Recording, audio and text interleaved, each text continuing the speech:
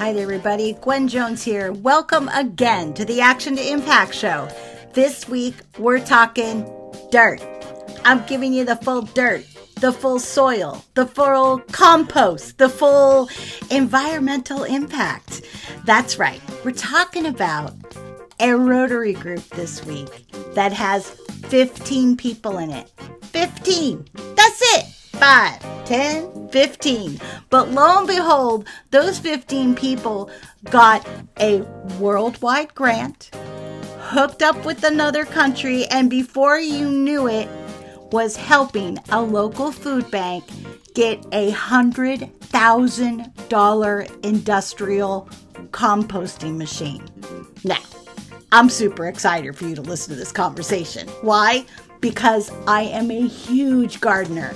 If I'm not talking about football all over the world, I'm talking about gardening. I love gardening. It is my therapy.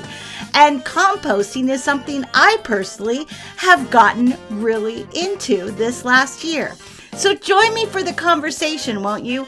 We're getting the real dirt on composting. And as always, I'm super glad that you joined me for the conversation. Welcome back to the show, everybody. Well, I am very excited to talk about our first show about environmentalism. Now, we've had other shows about environmentalism, but we're going to have a whole chunk of shows coming up this month. And we're starting it off with dirt. That's right. Dirt. Or composting, as I should say. And my good friend, Chuck Corrigan is here, and we're going to talk about the Naperville downtown, because there is 4 clubs, and he's very specific to say his is the downtown club in that city, and how they turned trash into treasure with an amazing group of people run by Eric Gardner at Loaves and Fishes. And that's all I'm going to say, because I know a lot about what composting is, but I think the average American really forgets the glory that is composting. So, Eric, I'm going to start with you and not my Rotarian buddy, because I want people to explain what exactly Loaves and Fishes is and why are Loaves and Fishes so excited about dirt. Yeah, well, thank you for having me on here today. Well, first I gotta say is I love dirt and I love soil even more. When we think about the two, compost really makes it dirt into soil. So yeah, and But I love there's a composting. difference, There, correct? there is, yes. Okay, But if I could just kind of talk a little about Loaves and Fishes really quickly. sure. So Loaves and Fishes is a food pantry. We started in 1984 and we were serving, 8 families, in 1984 out of a church closet. You fast Wow. forward, throughout the many years, we've gone through some growth throughout that. And now we serve a 4 county area. We're the largest food pantry in Illinois. We serve DuPage, King, Kendall, and Will County. That's about an area of 2.3 million people. And then what we really do So, is well, sorry, you started with 8 Mhm. families and Correct. now 2 point, how many? Well, the 2.3 million is the population within those 4 counties. We have Okay. about 400, right around 484,000 visits throughout an entire year that are actually coming for our services. So that just gives Wow. you an idea of the scope and the impact that we have. We do provide food. It's healthy food, milk, eggs, vegetables, lean proteins. And in addition to food, we're really focusing on programs that help self-sufficiency. So we have a car rental program, an emergency assistance program that help people housed. But really what this and what the Rotary Club has helped us do is on our food side of things and really helping with our food. 35% of the food that we get donated to us or that we receive, I should rephrase that, is 35% of the food is donated to us through our grocery assistance program. And that's kind of where this food is coming from for the composter. This is food that we get that's been expired. We can't give it out to our clients. So instead of throwing that out, we're able to actually turn that into soil. Okay. So let's put a hard stop in there, because a lot of people go to the grocery store and they say, what happens to all this bakery Mhm. stuff? Or every single time a vegetable falls on the ground, I'm usually the first to pick it up. And somebody will say, I'm sorry, we can't sell that now. And I'm like, there's nothing wrong with it. And I'm like, they're like, nope, we can't do with it.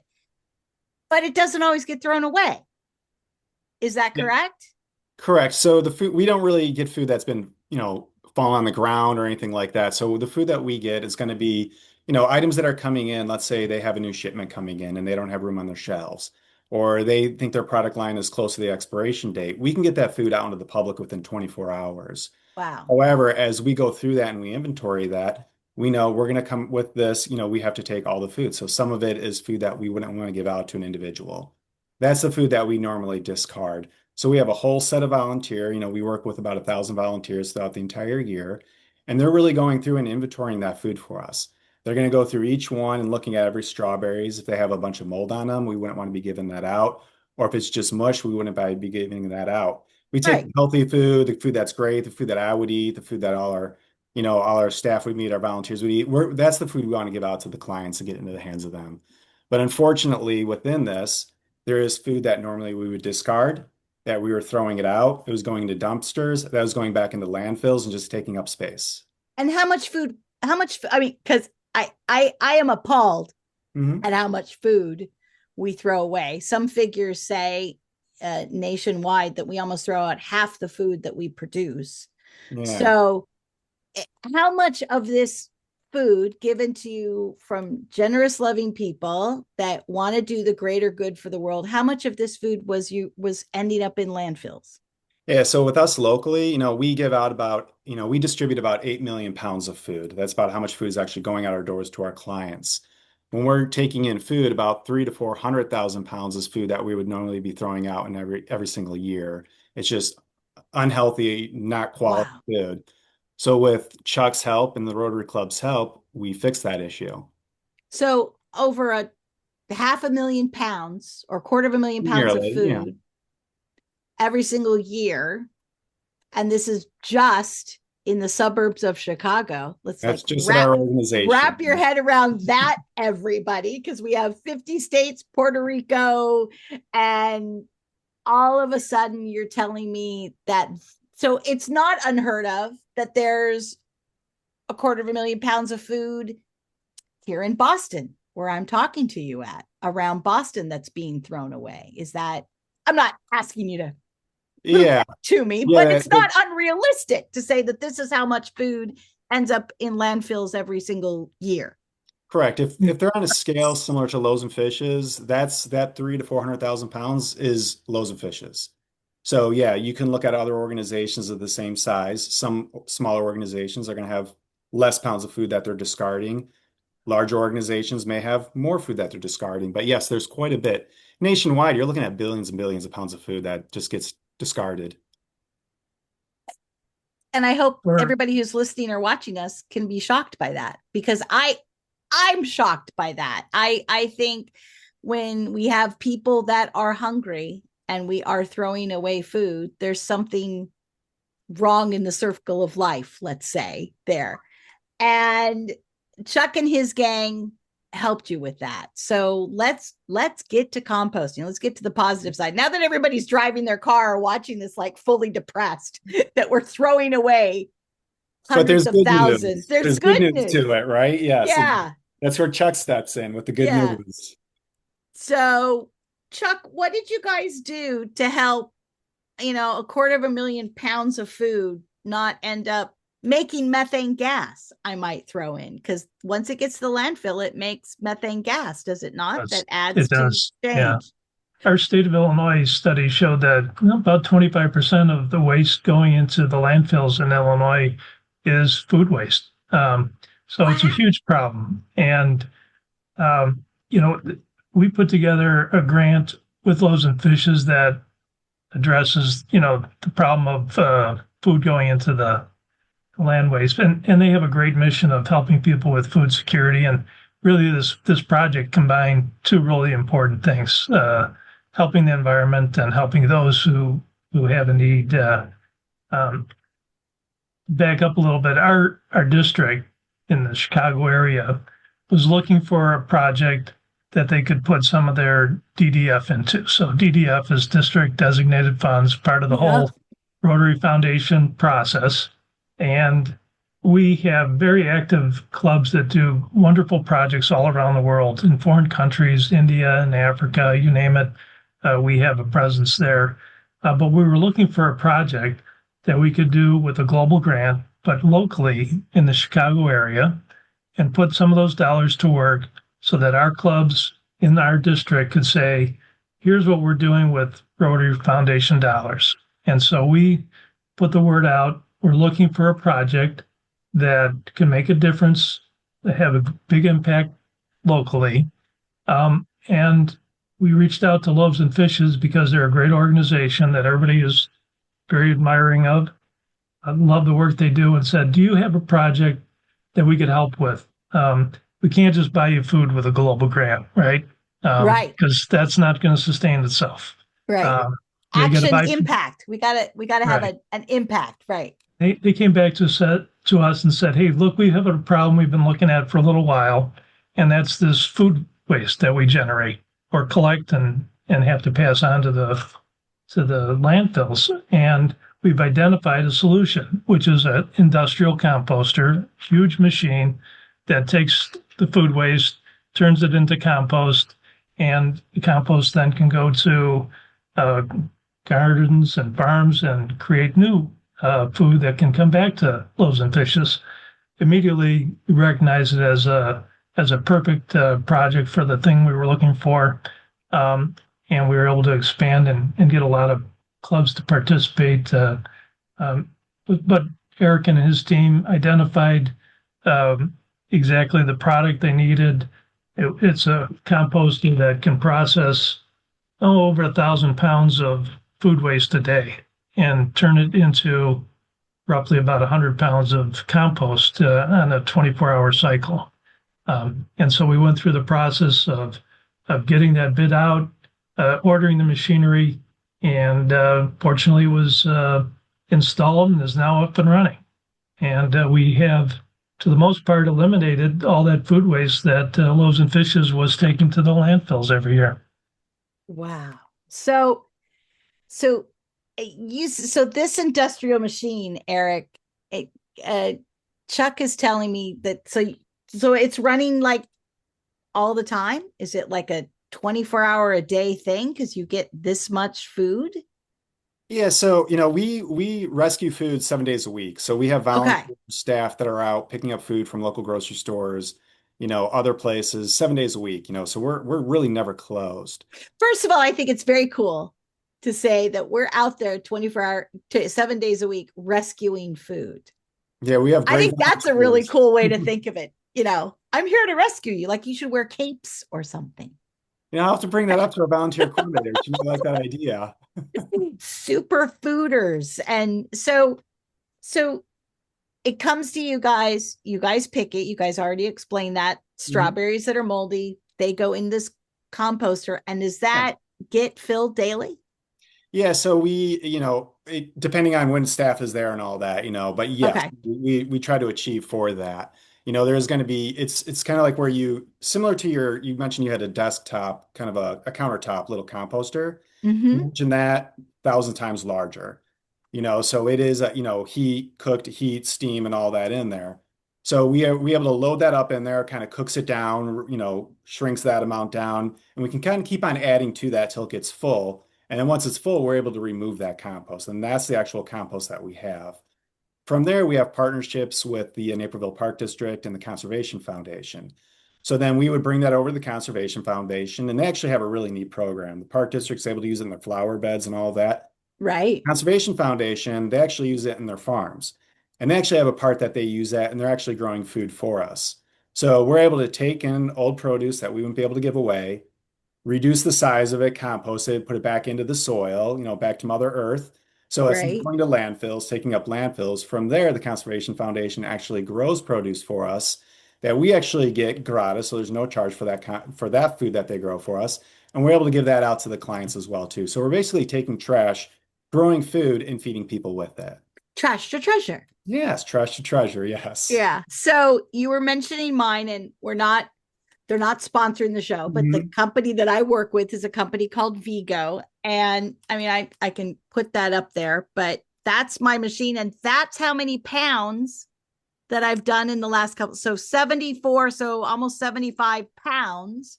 Oh, wow. Of material that has not gone into a landfill. And also tells me my carbon footprint. So just in case I don't want to.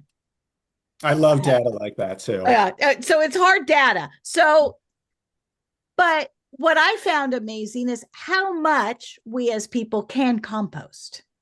I mean, when you get now this is just one for your house and you've got an industrial one. But when people think composting, I think they're only thinking, banana peels, or maybe they're thinking, orange rinds or stuff like that. But what I've discovered is, if paper towels can go into a composter, and all kinds of things, sometimes even packing peanuts if they're made out of the potato fiber and then of course tea and coffee. And I was told years ago that where you can start composting is just hanging on to your tea and coffee and sprinkling it on your flowers. So what goes into this giant machine? So right now we're kind of starting small. We've had this machine up and running, I believe, since the mid March, and we've put in about 20,000 pounds of material in I think you beat mine. And we're just starting small, and we have a lot more to grow and more room to grow as we get more staff involved with it and get our processes down and all that. And that produced about 2,000 pounds of compost. So you're talking about going from 20,000 to 2,000 pounds. And that compost obviously goes into the soil. So it's really no pounds at that point. Right. But really, everybody can make a difference. And you were kind of talking about that a little bit. You don't have to be a 0% household where you have no waste at all. That's how I started. I started very small, and now I'm doing at work, we got an industrial composter. At home, I do, worm composting, vermicomposting, and I have a pile where I do more of a cold compost pile. But what we putting in ours, obviously, fruits, vegetables, breads. We may have to get some wood chips to put some browns if it gets too, if there's too much water in it, or if there's too much liquid, you got to dry it out a little bit. So there is that fine balance of getting that recipe down. But a lot of it is our produce that we're picking up that's, not quality, that we can't give out. That's the stuff that we're composting right now. Eventually, we want to get to the part where you can do in these machines, you can do meats, you can do bones, cheeses, dairies, all those type of things. But right now, we're just starting off with, the basics of what you think of greens. So, Chuck, first of all, you said two things that interested me. You said the word that you used, a global grant, on this. And I think there's a lot of people in, I would say, Canada and the United States that think, oh, global grant. You have to go over a body of water. Right. You use a global grant. So first of all, you used a global grant. And second of all, was this thought of as a real original idea? Because composting has been around forever, but it's now just become fashionable. So did you kind of have a double whammy formula there that worked perfectly?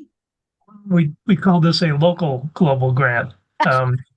So it is a global grant because we do have a partner. We have a club in Cebu, Romania, who is our international partner.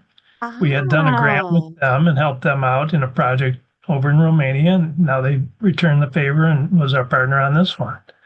We also had partners from Ireland and Mexico, as well as a number of clubs in our district. So really, it was fun to connect with people, explaining the project to them. It was an easy sell to get them to contribute, funds to it. I think the total budget of the project, just for the grant part of it, was about $114,000, and probably over 50,000 of that came from the Rotary Foundation in DDF and matching grant dollars. So our club is a small club. We have 18 members, and we're excited to be able to do a project of this scale and make a big impact like that. The other part of it that you mentioned escaped my memory now. Yeah. You talked about the grant, and then what was the second part? Part was composting itself. I mean, when you wrote that global grant, were people like, what is it? Well, in our area, there generally it varies community by community, but most of our communities do not have a municipal supply of composting, so you can't put it out on the curb. Maybe some yard waste can be picked up and compost, like in Naperville, but in a lot of towns, you're kind of on your own. Other parts of the country, they're more active in that, but we're hoping that this project, besides helping out Loaves and Fishes, is a tool to educate people about the importance of composting. And in fact, as part of our grant, we've committed to doing some educational programming for the general public in the area, telling them about what we're doing and the general benefits of composting as well, for the environmental effect, and also just to be good stewards of what we've been given in this world, right? Hey, what the heck? As of right now, we can't live anywhere else. This is Right. the only one spaceship we got right now in the universe. So are you hoping to have kind of a trifecta? You mentioned, Eric, that you're working with the Gardners, of course, and you're working with Rotary. Rotary is working with you. Are you trying to like make a beautiful triangle here of perhaps Rotary using this method to make other composters in other needy areas that then can acknowledge other farmers and make like this little triangle? Are we trying to kind of go for a triangle here of need, composting, farmer, and back again? I mean, that would be the ultimate goal, to have something like that. We're setting ours up as where that people can learn from us. So we can kind of Okay. talk with them the struggles we went through, the pros and the cons of having one, whether it makes sense to have a composter there or not, or partnering up with maybe somebody else who does have a composter. That's what we would love to see. It's just the more food we can remove from the waste stream, the better. And the more food that we can have go into building nutrients to build our soil, even more so. And even if we can get food back from that, that's the trifecta right there. Right, And that's kind of really exactly. what we're doing with the Conservation Foundation, is that full circle. That's that triangle. They're the farmers right there. So we're taking that waste, giving it to them, and they're growing food for us. And that's that beautiful circle right there. Now, if we can mimic that across the board for other organizations, that'd be fantastic. There was a fee for us. We do have a fee, a trash fee, when we were throwing it out. Now that fee is slowly evaporating because we don't need that. And I shouldn't say evaporating. We're able to use that money and Right. that to actually buy food, but we don't have to pay as much just to throw out. It's cheaper to do this. Correct. Yes, we're It's cheaper. saving. Yeah. Yes, and the funds that we're saving this go back into our programming, so that's more money that can go into our programming. Or be set aside to replace this equipment eventually when it wears out, right? Well, Absolutely. yeah. What's the longevity on some of these equipments? Well, I think that all depends on how well you take care of it. We're Touche. looking at 20, 30 years for this machine to last with no problems. Wow, 20, 30 years. And that's with technology increasing exponentially. I mean, we've got the use of mushrooms to even break things down, and we've got all these different scientific studies about. So who knows, in 20 years, your new composter could just like kick booty over the one you've got right now. It could maybe do this whole thing in Be just a more matter of efficient. hours. Yeah. Yeah. If we get one that's hooked up to solar, something like that, so we're not even using anything off the grid, that'd be a beautiful thing as well. That would be super cool. So how do you get over, and Chuck, if you want to answer this one when it comes to this, how do you get over the icky factor? And that's my word. When somebody thinks of compost? composting, they're thinking, oh, it's going to have rats. It's going to smell. I know it's good for the environment, but I don't have a farm. The icky factor.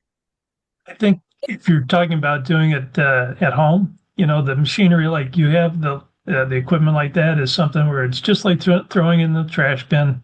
The machine does the work, and what comes out is not icky at all. It's pretty nice finished product. I know the compost that Eric and Loaves and Fishes is generating is beautiful stuff. You can hold it in your hands, and there's not much ickiness to putting the food in there either. They just load it up into large barrels that are lifted up and dumped into the composter. So for Loaves and Fishes, they're just dealing with the same food they've always been dealing with on the going inside, and the output is good.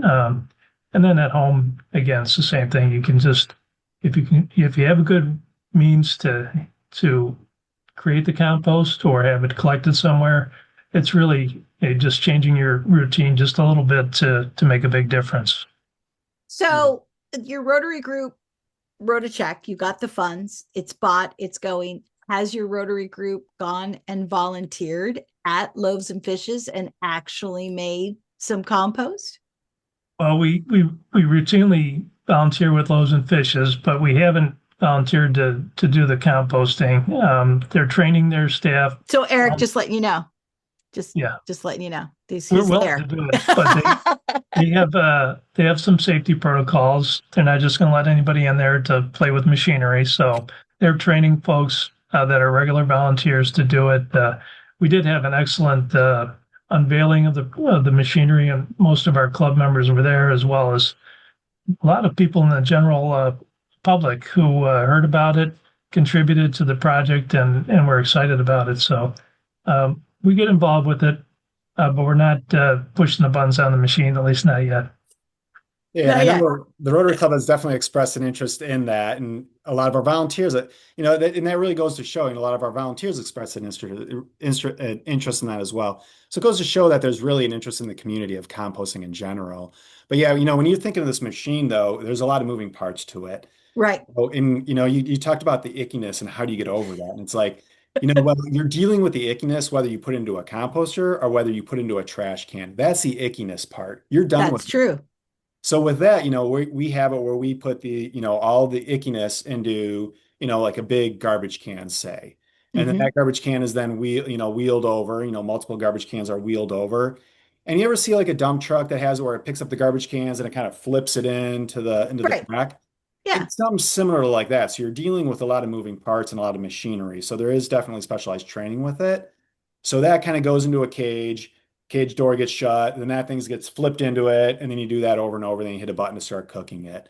So there's definitely training with it as far as the recipe. Do we need to put browns in it? Or are we still good with putting greens in it? And another thing I always tell people, if they're coming across ickiness within their compost, add more browns. It's very as simple as that. Just put Okay. more So browns in so and you everybody's sitting there going, okay, what's browns? What's can. greens? Yeah. Yeah. So greens I always look are the high nitrogen, your fruits, lawn Fruits, clippings, vegetables, lettuce vegetables, garden stems, stuff. Yeah. celery That's like, bottoms. Yeah. yeah, the browns are going to be like you mentioned earlier. You talked about, the popcorn peanut things, Hmm. boxes. If you do shredded boxes, those are browns, wood chips, leaves. Once the leaves have dried up, those are browns at that point. For me at home and my family, we use our delivery boxes that come to us. We get a lot of deliveries. We Right. put those up. To me, I look at that as free browns. I can never get enough browns because we're always, lawn clippings. You're always cutting your lawn. Hmm. You have a lot of food that you go through with salads that you got to match that. So it's really where do I get all those browns from? And shredded boxes are a great way to do it. I personally remove all the labeling off them, all the tape, shred them up, throw them out in a pile or in my composting bin, and I'm all set. I love it. How long does the whole procedure take? So if Chuck and his gang have just thrown in one of those tubs because you allowed him to look at the big machine. And we got to let him push the button, If right? he got to push the button, from pushing the button to Yeah, being that's the able to 24-hour scribble, period. 24-hour period. Yeah, so once you push the button, it takes 24 hours to cook it in there. And you keep saying cook it. So could you Yeah, I'm explain to sorry. people what that's okay? Because I know there's people in the car going, okay, greens and browns. Okay, I know what that is. Yeah, But when so you say cook it, I know because it's very similar to what I have at home, but it actually is a big soup in a way yeah, it for a is. little And this while. Yeah. one, you can consider it maybe an oven. Maybe it looks like And an oven, something like that. But you wouldn't do this in your oven, obviously, right? right. But no matter what you're doing, like you're doing a composting outside in this, that takes, 18 to 30 days to really get that compost inside. In this one, which is a 24-hour period, there's a cooking process. It's all heat, right? So this Mm-hmm. really heats it up and it stirs it up, and that heat is what the microbes are really breaking down all that food, and that's what speeds it up. So the hotter the heat you have, the faster it goes. Wow. So Chuck, you have said a couple times that you are open and receptive for others to catch on to this. Would that be the plan? Would you like your little 15, 18 member Rotary group, which by the way, the next time that somebody comes and emails me going, we're only a 15 member group, what could we do? I'll give you Chuck's number. You can give him. But is this something that you'd like to be like a blueprint and say, let's do it here and here and here? Absolutely. We can educate people that these things are possible, and the cost can be managed.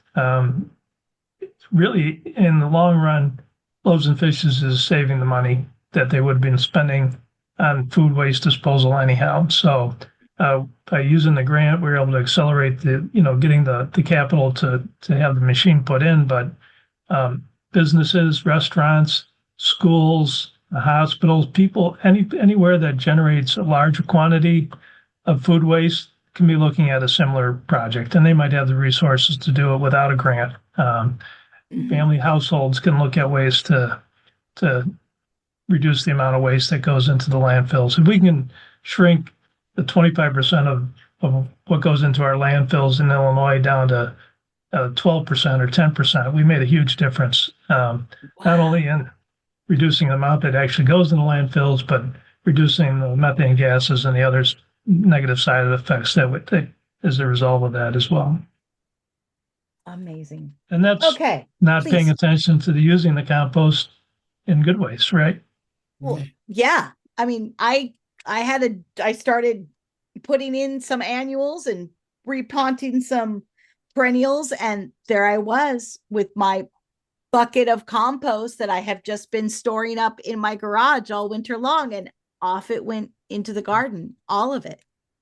So it was kind of cool. It was, I had a young man who was helping me, and he said, "Where did you get all this dirt?" And I said, "Oh, that's all my scraps from all this winter." And it was in the garage. It didn't smell. It didn't. I mean, that's another thing, is that once it is compost, Eric, the smell and the icky is gone. Yeah, you have that nice earthy smell to it. Yeah. Yeah. And it is very touchable. So if somebody is now listening to me and they're already going to get in touch with Chuck, and you can get in touch with him easy enough. But let's say someone is saying, I want to start composting at home. Mm-hmm. What's the easiest way for them to start? Yeah, that's a great question. There's I think they really need to kind of look into it, like what really speaks to them. If they live in an area that they can have a pile out front or out back in their backyard on the side of their house, or what I do, multiple piles around my house and in my backyard and wherever I can hide them, that's one of the easiest ways. You put greens and browns and just let it sit outside, and no matter what you do, eventually it will turn into compost. If you want it correctly done, that's where you have your recipes as far as your browns and your greens. A nice easy way to do it is a nice 50-50 split between the two.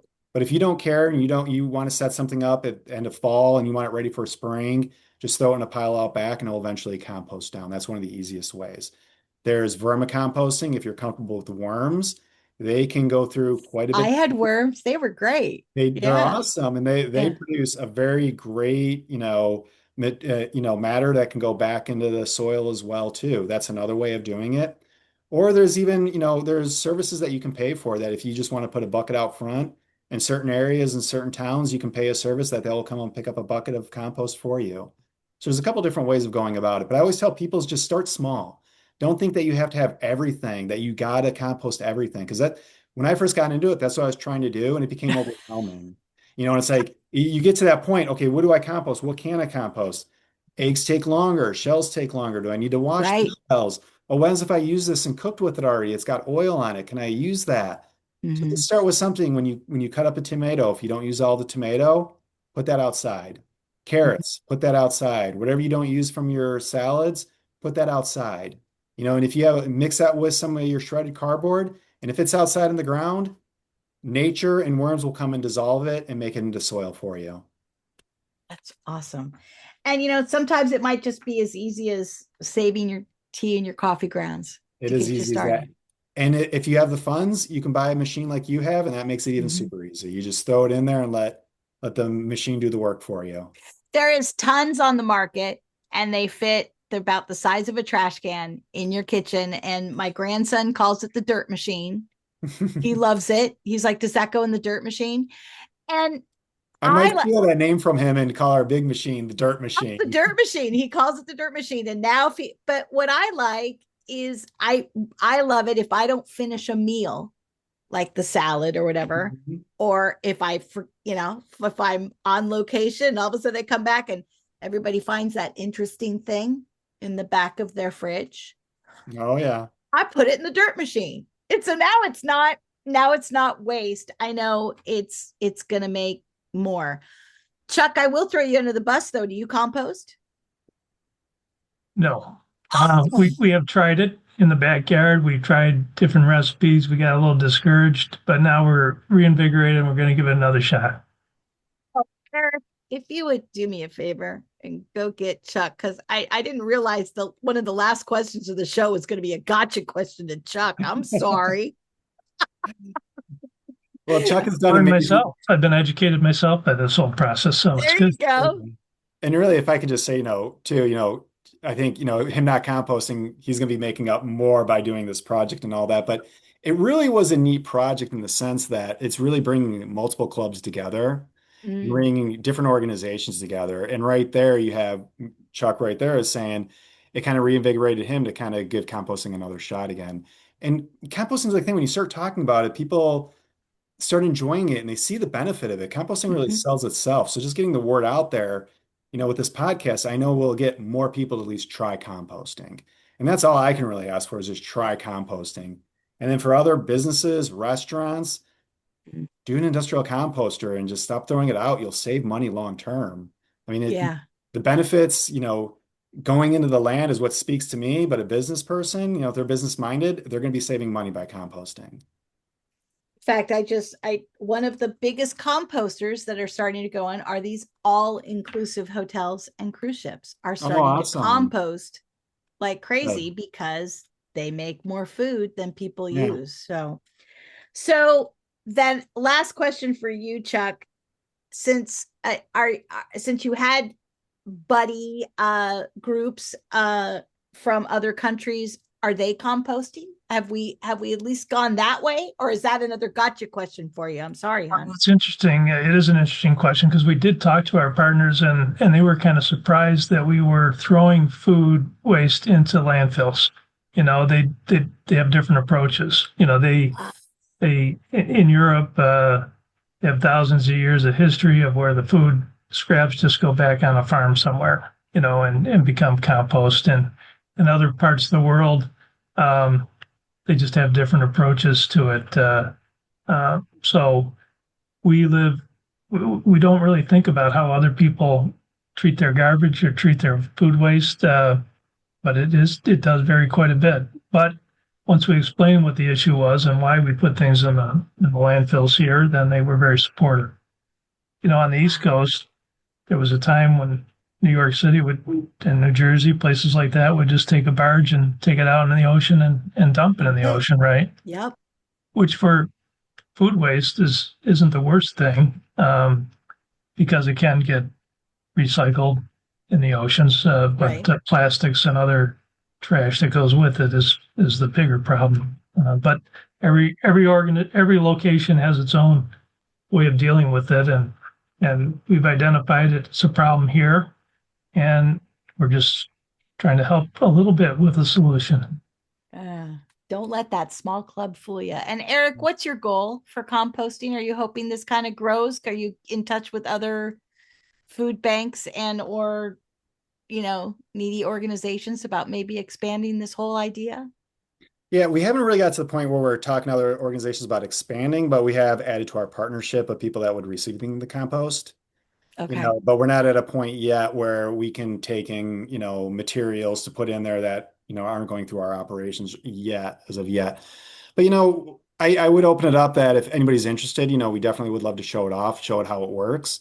So if there are other organizations out there that want to learn a little bit about it, we would love to have them come out and demonstrate it for them.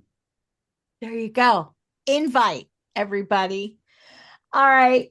Chuck Corrigan and Eric Gardner, thank you so much for joining me on the show. I should say Eric is from Loaves, a load of loaves and fishes that you turn into compost. And of course, Chuck is from the Naperville downtown because there are 4 clubs and we're not giving those other 3 clubs any credit. You guys We get all are the we credit. are giving them credit. They all contributed to the project, Ah, It was and we're very many fair grateful. hands enough. make light work. That's right. Many hands. Man, that almost sounds biblical. All right. Thank you guys for being on the Bye. show. It was an honor to have both of you come on by. It was great. Thank Our you. pleasure. Thank you, Chuck and Eric, for being on the show. So, it's a dirty job, but someone's got to do it. I know. Just fill in your dirt joke anytime, anywhere. But like I said when I started this whole show off, I love composting. I love my little at-home composter, and the whole idea that this big machine not only is making compost, but that compost is going to farms, and then that farm is growing food, and that food is coming back to the needy. I love it. I love it. I love it. Regenerative farming is a new thing. It is very big, and it's a way in a grand scale that we can either live in a global disaster or maybe even fix it.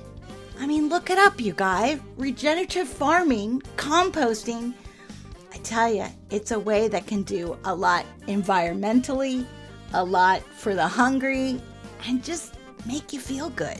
Well, I sure hope this conversation made you feel good. We've had some pretty heavy ones lately, so I decided to lighten it up in the pure essence of spring. If you liked the conversation, do tell a friend. You know, we're on YouTube, so you can subscribe. We're a podcast, wherever you get your podcast. We're even a blog. And to top it off, we even hit the road from time to time. I have about 3, maybe 4 trips already planned for 2027, so I'll be giving you more information about those soon, including the show going to Convention Barcelona 2027. Okay, that's a sneak peek there. Get to know composting, get to know the show, tell your friends about it. And if you're interested in having me hit the road and go to your neighborhood, email me, rotarianpod@gmail.com. Until next week, take care of the world around you. Take care of yourself. Wait a minute. I usually say, take care of yourself and the world around you. I must be very much thinking about composting still. We'll hear you next time on the Action to Impact Show with me, Gwen Jones. Have a great week, everybody. We'll talk to you soon.